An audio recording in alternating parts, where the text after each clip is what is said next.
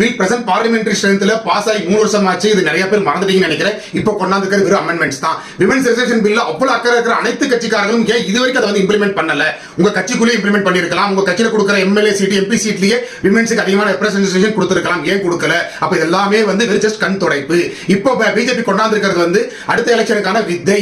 அதை வந்து தான் ஆப்போசிஷன்காரங்க எதிர்க்கிறாங்க. டீலிமிட்டேஷன்ஸ் சட்டத்தை பிஜேபி கொண்டாந்துருக்க ரொம்ப சூப்பரான ஒரு விஷயம். அவங்க வந்து 2011 சென்சஸ் பிரகாரம் கொண்டாந்துருந்தாங்கன்னா சதர்ன் ஸ்டேட்ஸ் வந்து இழப்பீடு நேர்ந்திருக்கும். அது இல்லாம வந்து ஜஸ்ட் பிளாங்கா 50% ரைஸ் கொடுத்துட்டு இருக்காங்க. அது ரொம்ப சூப்பரான விஷயம். தமிழ்நாட்டுக்கு 39 59 சீட் கிடைக்க போகுது. இது ரொம்ப சூப்பரான ஃபார்முலா. இதை வந்து டிஎம்கே எதிர்க்கிறது ரொம்ப ரொம்ப ரொம்ப தவறான ஒரு விஷயம். ஏன்னா இது வந்து காலத்தின் கட்டாயம் செஞ்சுதான் ஆகணும். இதை செய்யாம விட்டுட்டோம்னா நாளைக்கு 2011 சென்சஸ் பிரகாரம் போனாங்கன்னா நாட்டில் நிறைய பிரச்சனைகள் வெடிக்கும். ஏன்னா சதர்ன் ஸ்டேட்ஸ்க்கு ரெப்ரசன்டேஷன் குறையும்ன்றனால. சோ இப்போ கொண்டாந்துருக்க பிஜேபியோட ஃபார்முலா ஏத்தி பாஸ் பண்ணியிருந்தா ரொம்ப நல்லா இருக்கும். இந்த விமென்ஸ் ரிசர்வேஷன் பில்லையும் டீலிமிட்டேஷன்ஸ் பில்லையும் செப்பரேட்டா பாஸ் பண்ணி பிஜேபி தனியா பெருமை தேடி இருக்கலாம். அவங்க ஒரு பொலிட்டிக்கல் கேம் பண்ணாங்க இந்த எலெக்ஷன்ல. ஒரு விமென்ஸ் அக்கறையா இருக்கிற மாதிரி அவங்க காட்டுறதும் விமென்ஸ்க்கு அகைன்ஸ்ட் இருக்கிற மாதிரி அப்போசிஷன் காட்டுறதுக்கான யூகம் வகுத்து இருந்தாங்க. அதான் இங்க தப்பா போச்சு.